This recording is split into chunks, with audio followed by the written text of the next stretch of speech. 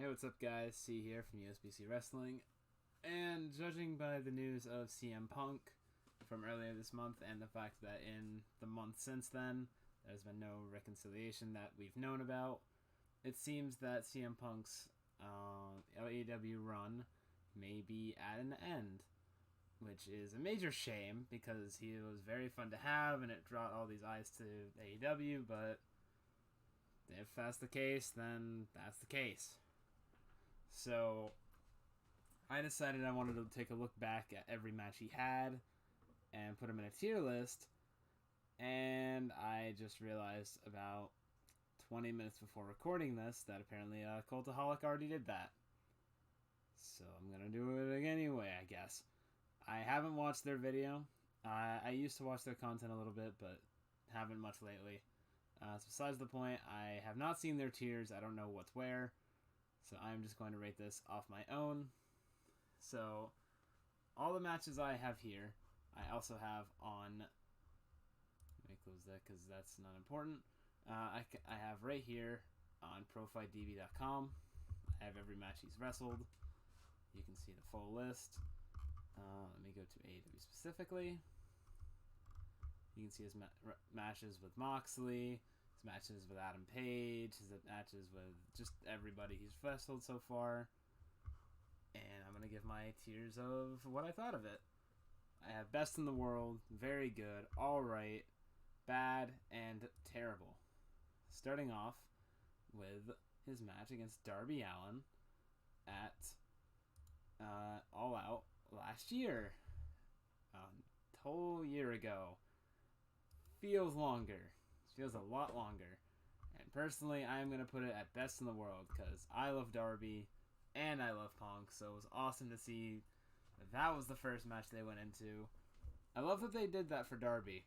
He seems to get the love on that side. Whenever like a big star return happens, he seems to be right in the middle of it. Next up is his match on Rampage against Powerhouse Hobbs. I'm going to rate this a bit lower. I'm gonna put this as alright because it was okay. That's all I can say about it. His next match was against Daniel Garcia at a Rampage taping, which is also where he faced Hobbs. This one I'm also gonna put it just alright. Nothing crazy. It was fine. I like what they're doing with Daniel Garcia right now. And I don't remember much of that match.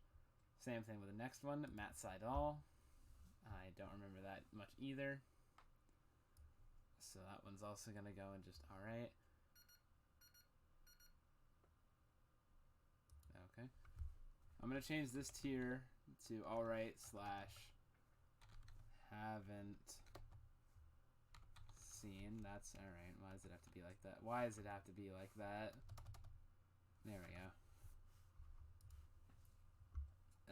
Bobby Fish is also going to go into this category. And now we have the first match that I actually remember. His match against Eddie Kingston at Full Gear. This is going into the very, very good section. Because this match ruled, as well as the promos before this match. Next, we're going right to the opposite side of the spectrum. QT Marshall at Dynamite Thanksgiving not taping, but this is going into the bad section. That's where most of QT Marshall stuff belongs. I'm glad he's a trainer at AEW. I'm sure he's good at that. He's not good on screen. His next match with Lee Moriarty is also going right there too.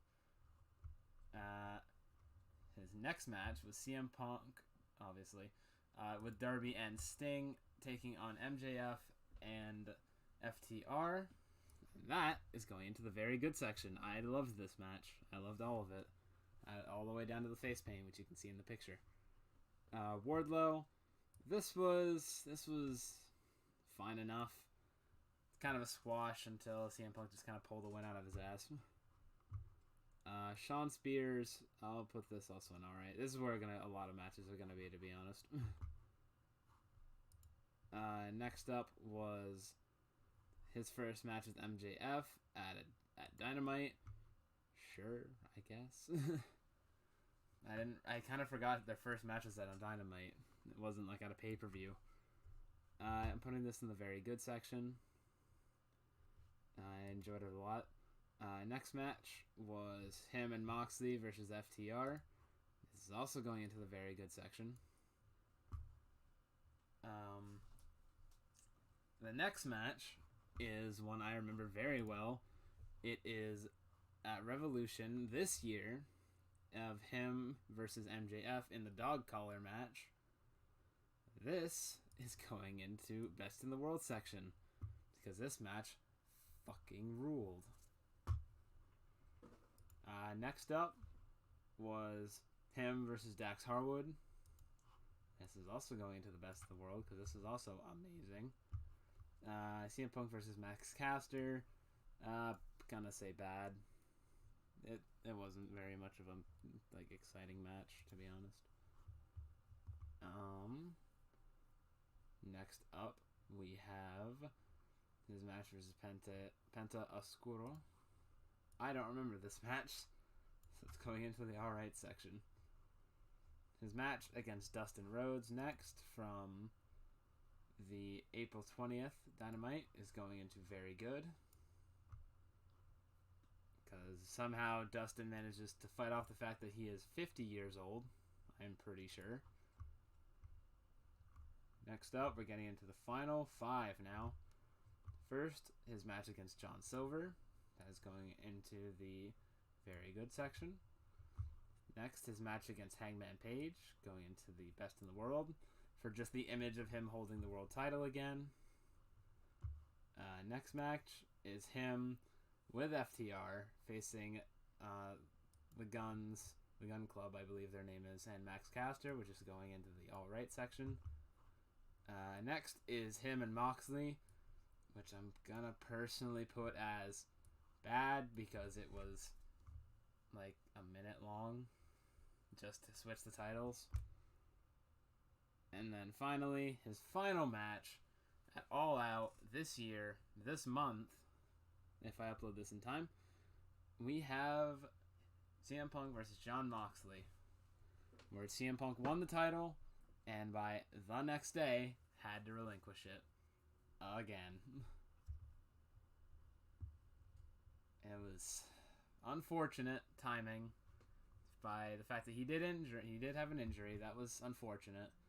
But also all the backstage stuff and all the drama and the fight between him and Ace Steel and the Young Bucks and Kenny was just unfortunate. However, the match itself is going to go into Best in the World. It was still a very good match.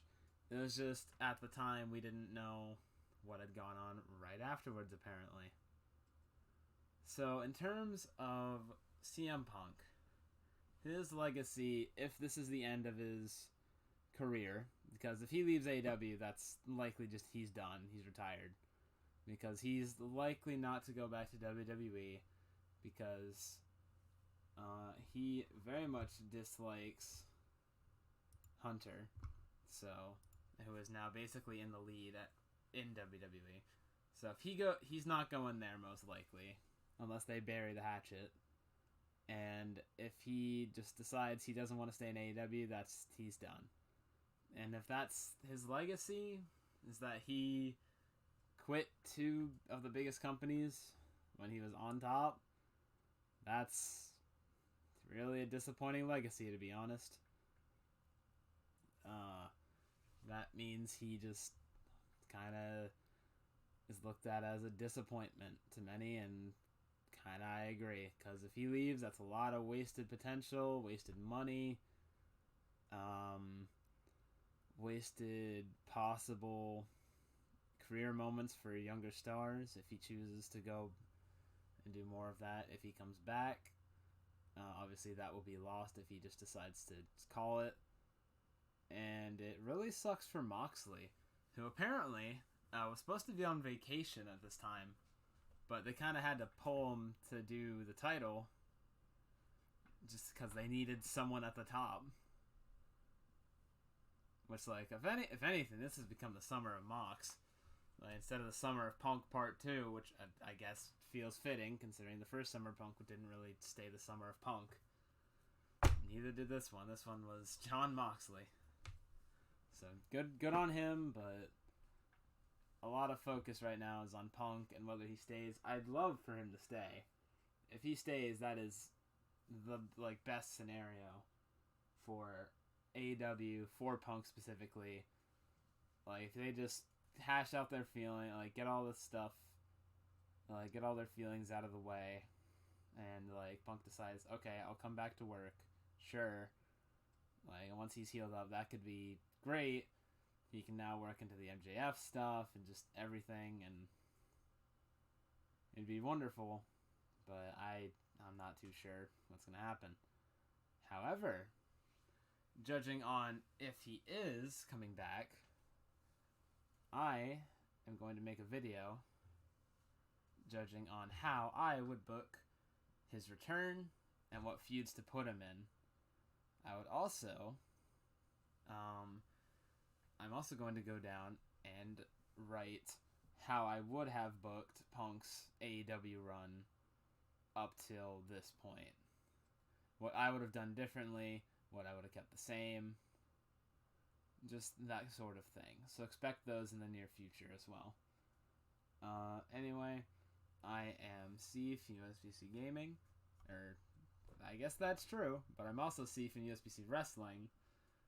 If you enjoyed this video on all of CM Punk's matches tier listed, leave a like, comment, and subscribe to USBC Wrestling, and I will talk to you all later.